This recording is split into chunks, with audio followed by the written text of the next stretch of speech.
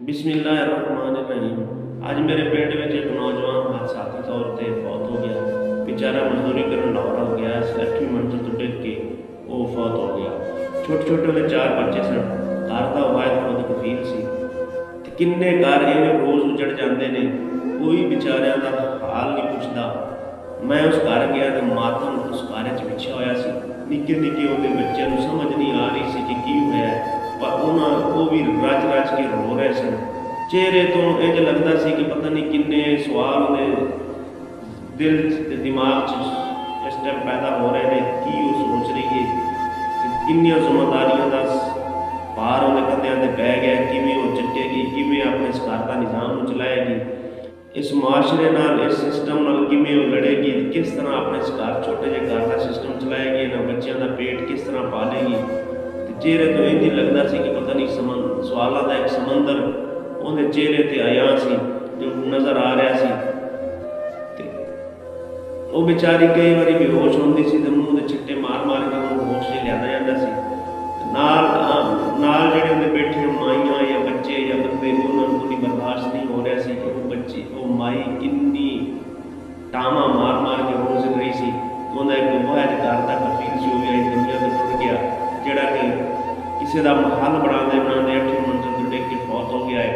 साढ़े इस मुआशरे दे विच चंद खानदान ने जिहड़े अमीर तो अमीर होई जाते हैं, उन्होंने कोई पता नहीं कि उन्होंने कोल पैसा कितना, उन्होंने जायदादां कित्थे कित्थे पईयां ने, किन्नियां उन्होंने कोठियां ने, कित्थे कित्थे उन्होंने रकबे पे ने, किहड़े किहड़े बैंक च उन्होंने पैसा पिया, किहड़े किहड़े मुल्क च उन्होंने पैसा पिया। वो चंद एक खानदान ने और साड़ी 22 करोड़ गरीब आवाम बेचारी का सत्यानाश किया होया है। उन्होंने बेचारे को इन्ना मजबूर कर दिता है कि वो मजदूरी कर करके अपने बच्चों का पेट पालन और वो पेट पालते पालते अपनी जिंदगी की बाजी भी हार जाते हैं। मेरा इस समाज के उन्होंने वडेरिया जगीरदारों माफिया एक सवाल है कि इन्होंने गरीबों का क्या है मुल्क नहीं, क्या है गरीब इस मुल्क नहीं रहते। फिर इन्होंने लोगों ने उस गरीब बेचारे के जनाजे तक नहीं आना होता, जनाजे के इन्होंने अपने मतलब के अलावा शामिल नहीं होना। जब मतलब होएगा तब आएंगे, वो जनाजे तक नहीं शामिल होते। उन्होंने उन्होंने हाल की पूछना है। ये चंद खानदानों ने इस मुल्क का बेड़ा गर्क कर दिता है, इस मुल्क का पैसा लुट लुट के पता नहीं कितने कितने सट दिता है। बेचारा गरीब 8वीं मंजिल तो टेक के मार रहा है। ये कोई एक मेरे पिंड का एक वाक़या नहीं, रोज़ पता नहीं किन्ने मजदूर बेचारे इन्होंने महल बनाते बनाते छत्तां तो टेक के मर जाते हैं, पर इन्होंने बिल्कुल कोई असर नहीं। मेरा इस समाज में एक मशवरा है, एक मेरी एक अपील है कि रल मिल के गरीब बेचारे की मदद कराया करो। ये जब किसी का कोई आंढ गुआंढ कोई वाक़या हो जाता, साड़ी मिडल क्लास लोग मिल के इन्हों की मदद कराया करो। इन्होंने अमीरां ने वडेरिया ने साडा बिल्कुल कोई हाल नहीं पुछना, इन्होंने साढ़े जनाजे तक नहीं आना होता। तुसी रल मिल के इन्हों का बराबरी की सतह पर इस मुल्क के निज़ाम लैके आओ।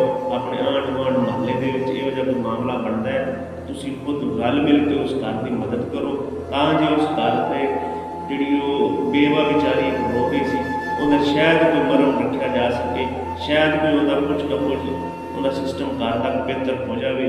वो जो एडा वड्डा गैप है कफील इस दुनिया तो टुर गया, वो तो असीं नहीं वापस लिया सकते, लेकिन शायद कुछ दिनों वास्ते कुछ महीनों वास्ते उन्हें घर का सिस्टम असीं चला के वो शायद मरम से कुछ असीं उन्हें कोई दिल से मरम जख्मां से कोई मरम रख सकीए। इस मुल्क रहते हुए सानू हर दिन भी जंग अपनी आप लड़नी पैनी है। क्यों जो ना वडेरिया अमीरां जगीरदारां बिल्कुल गरीब की कोई परवाह नहीं, उन्होंने अपने ढिड भरन से लगे ने, उन्होंने ढिड भरींदे नहीं पे, उन्होंने गरीबों का की पूछना।